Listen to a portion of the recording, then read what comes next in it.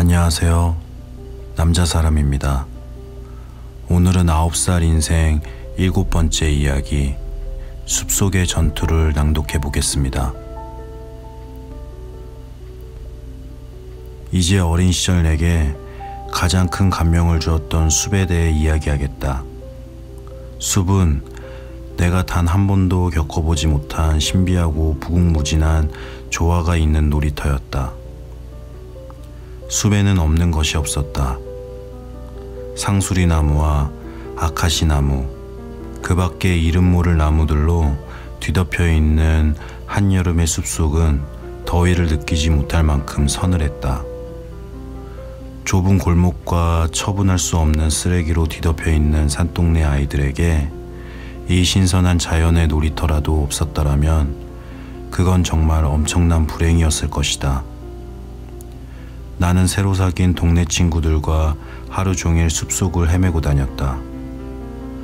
기종이는 싸움 없이 친구들과 사귀기란 거의 불가능한 일이라고 위압적으로 말하곤 했지만 그것은 거짓말이었다. 하지만 내가 숲속에서 한바탕 전투를 치르고 난 뒤 산동네 아이들과 빠르게 친해졌으니 기종이 말도 아주 거짓말은 아니었던 셈이다. 나는 숲에서 키 작은 상수리 나뭇가지를 타고 노는 걸 아주 좋아했다.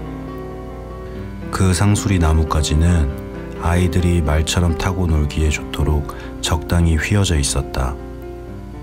그 가지에 올라 몸을 흔들면 쉽게 출렁출렁거렸고 더구나 고삐 대신에 쥘 손잡이까지 달려 있어서 진짜 말을 탄 것 같은 상상을 하게끔 해주었다.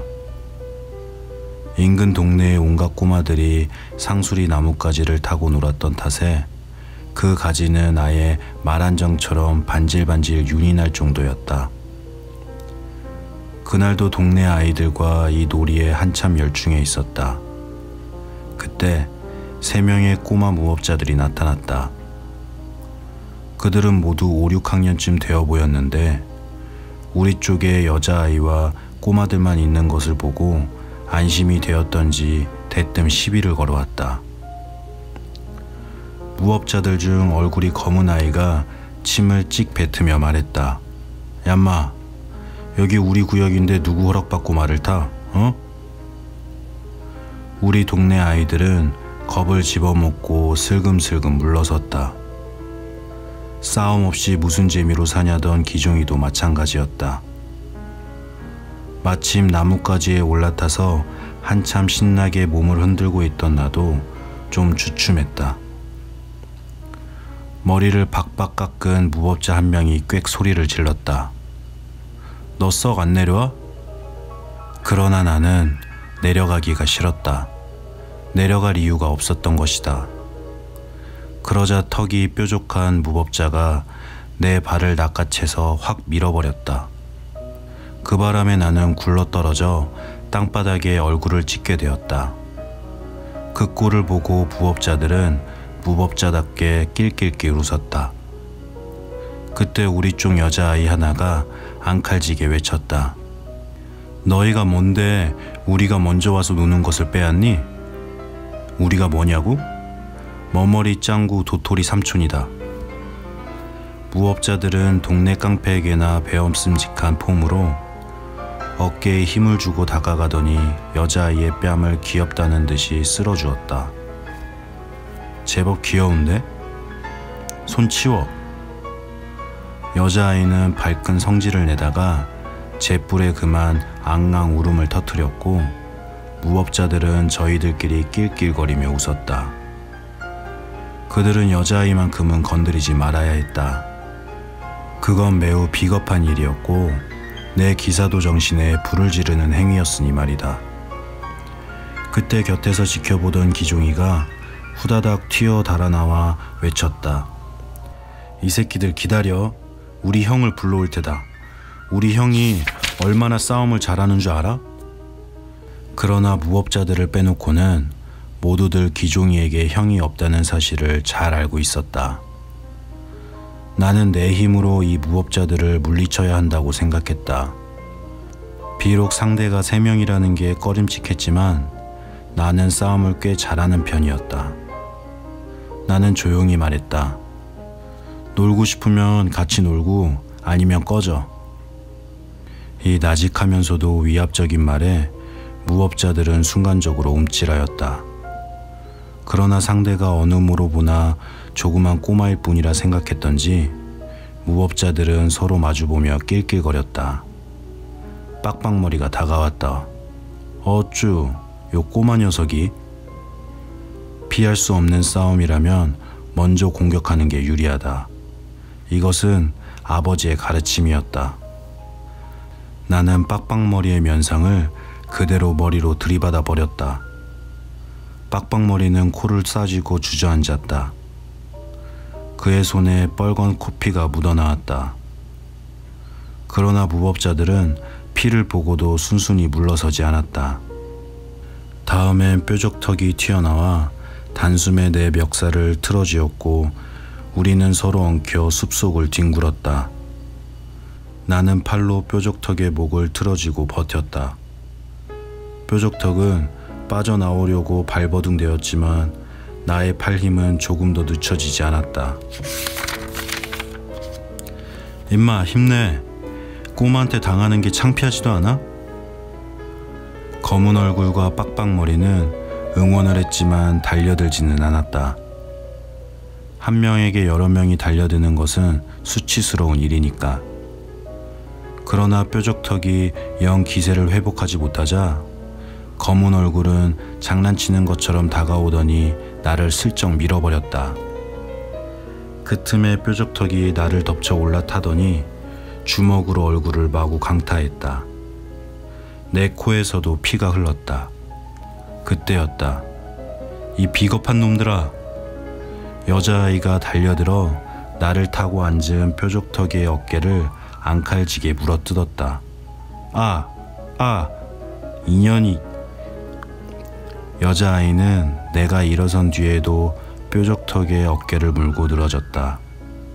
나는 일어서자마자 곧바로 검은 얼굴의 가슴팍으로 총알처럼 뛰어들었다. 불의의 기습을 당한 검은 얼굴은 뒤로 넘어지며 내 머리칼을 움켜쥐었다. 우리가 한참 뒹굴고 싸우고 있는데 누군가 빽 소리를 질렀다. 산지기다! 산지기가 온다! 그 소리에 아이들은 바닥에 떨어진 콩알처럼 와그르르 튀어 달아나기 시작했다. 3명의 꼬마 무법자들도 후다닥 뛰었다. 산지기가 뭔지 모르는 나만 혼자 남아 코피 흐르는 코를 싸쥐고 씩씩거렸다. 그런데 산지기 대신에 나타난 것은 신기중이었다. 너 정말 대단하구나. 존경스럽다. 소리를 지른 것이 너냐? 그래, 내가 소리를 지르지 않았다면 녀석들에게 질 뻔했어. 기종이는 자랑스럽게 말했다. 나는 개울가에 내려가 세수를 하며 물었다. 그런데 산지기가 뭐냐? 기종이는 특유의 무엇 다식의 말투로 설명했다. 산지기는 이 산을 지키는 사람이다. 아이들이 산에 들어오는 것을 아주 싫어한다. 산지기에게 잡히면 큰일 난다. 산지기가 어떤 아이의 간을 빼어먹었다는 얘기도 있다. 산지기는 도깨비나 마찬가지다.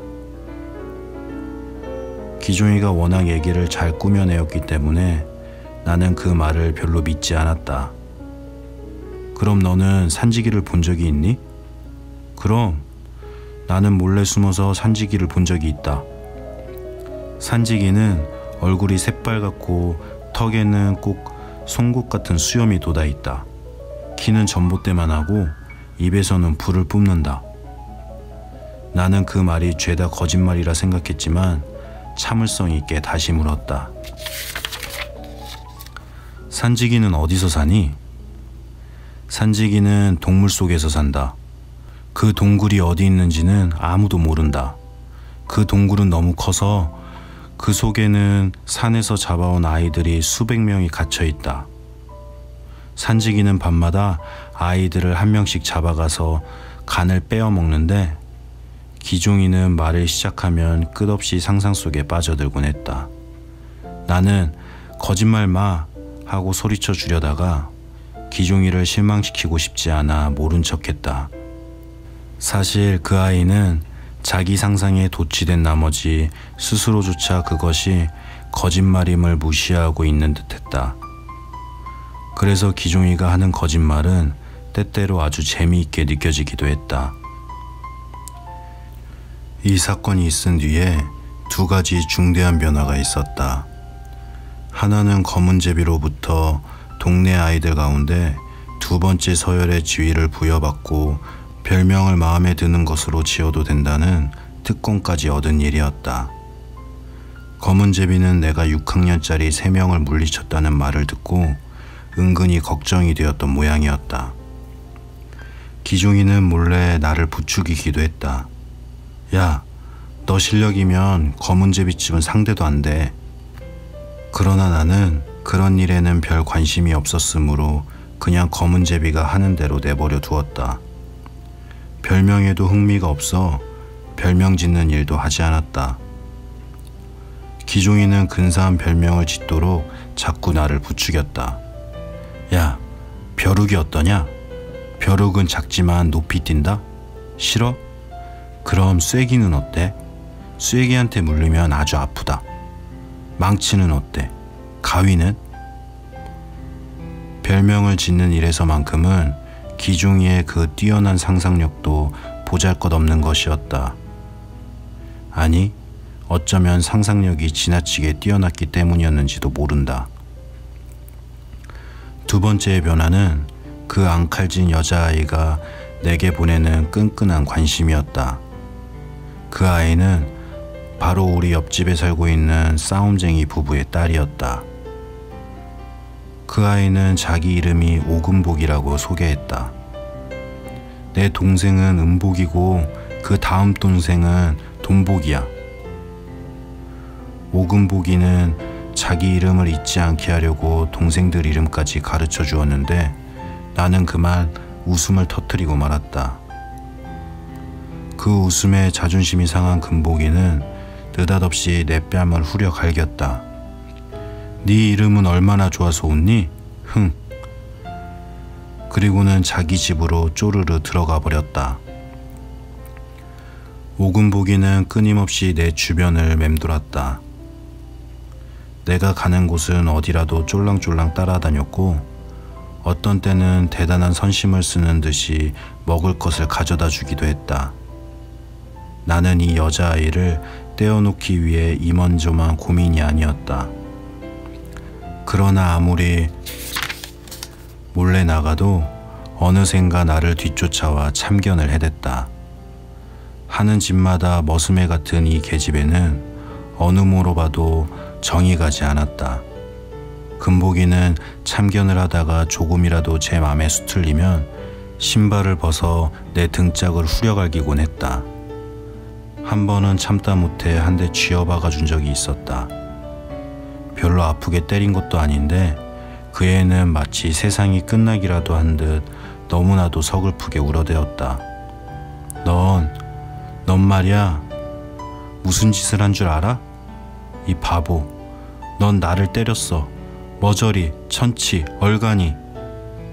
그리고 나서 나와 틀어졌는가 하면 그런 것도 아니었다. 여전히 나를 졸졸 따라다니며 하는 일마다 참견하며 비아냥거리는 거였다. 나는 금복이가 아스팔트 공사장에 끈적끈적한 콜타르 같다고 생각했다. 어쨌거나 숲속의 전투 덕분에 나는 엄연한 산동네 아이로 정식 인정받게 된 셈이다. 감사합니다.